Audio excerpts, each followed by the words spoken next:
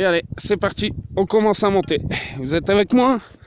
Ça risque de secouer un peu, et je vous le dis.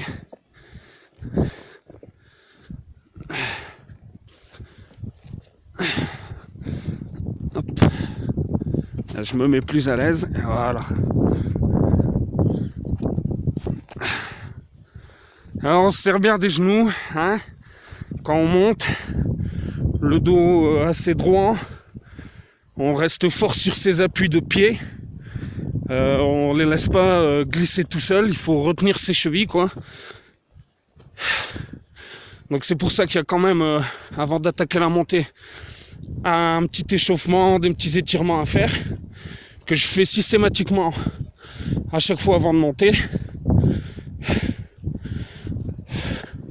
Donc moi en plus j'en ai besoin parce que comme je suis vraiment dans des métiers très durs et que j'ai connu pas mal le froid, la pluie,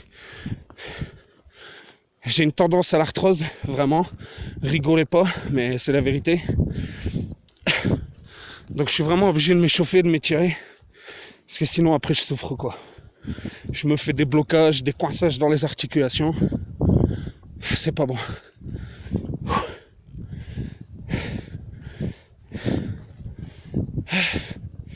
Alors il y a des chemins plus simples, hein. Mais je préfère le rocheux. Pourquoi? Parce que ça glisse moins. Tout simplement.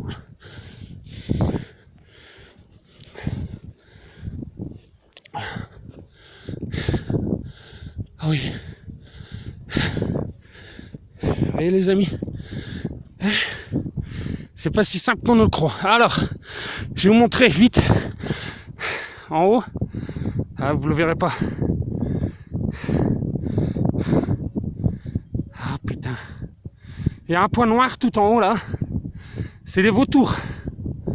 Alors à plusieurs reprises, j'ai essayé de les montrer dans mes vidéos. Mais comme mon téléphone n'a pas une super grande résolution, c'est super difficile pour moi de vous les montrer. Alors sachez que le vautour à cou nu, qui dépasse les 2 mètres d'envergure, il a été réintroduit dans les Pyrénées il y a quelques années, et depuis, il s'y plaît bien. Donc on a beaucoup de... Enfin les promeneurs, les gens, tout ça, on est très contents, parce qu'on peut enfin admirer des animaux gratuitement, si vous me comprenez. Parce que quand vraiment on est ici, ils nous offrent quand même un spectacle assez magnifique. C'est-à-dire que quand on est au sommet et qu'ils sont encore beaucoup plus haut de nous, s'ils ont retrouvé, s'ils voient des choses intéressantes là, vous voyez, comme ce genre de ce qu'il y a devant nous là, ils partent du haut, ils piquent directement et ils font un plané presque à ras de vos pieds quoi.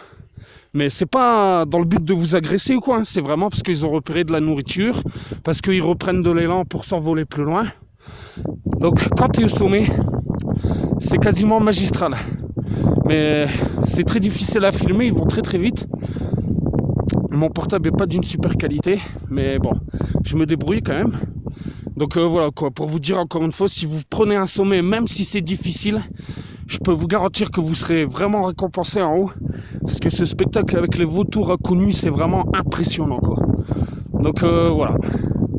Allez, je continue à monter, je lâche le téléphone parce que ça devient dur. Et vous voyez devant nous, là, cette fameuse montagne, le nez de Bonaparte, le menton, l'arcade sourcilière et le front. Et je crois que là, on s'en aperçoit un peu plus que de la partie où j'étais en bas. Donc c'est normal parce qu'on est vraiment très très près de cette montagne-là. Donc on s'aperçoit plus du relief et du visage qu'il y a. Vous voyez, il faudrait... Voilà. Vous voyez? Seulement ce qui dépasse. Si vous vous concentrez bien, vous verrez apparaître une forme de visage allongé. Donc voilà.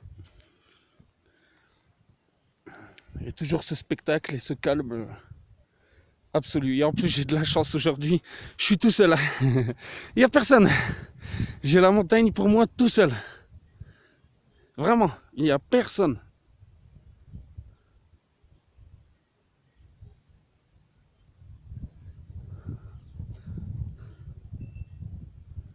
Alors, ce tout petit point blanc. Au bout de mon bâton, c'est le château de Mauvezin. Voilà.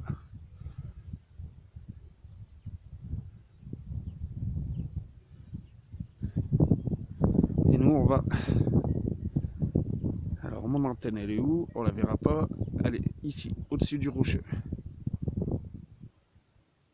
Et nous, on va là. Allez, je continue. À plus tard.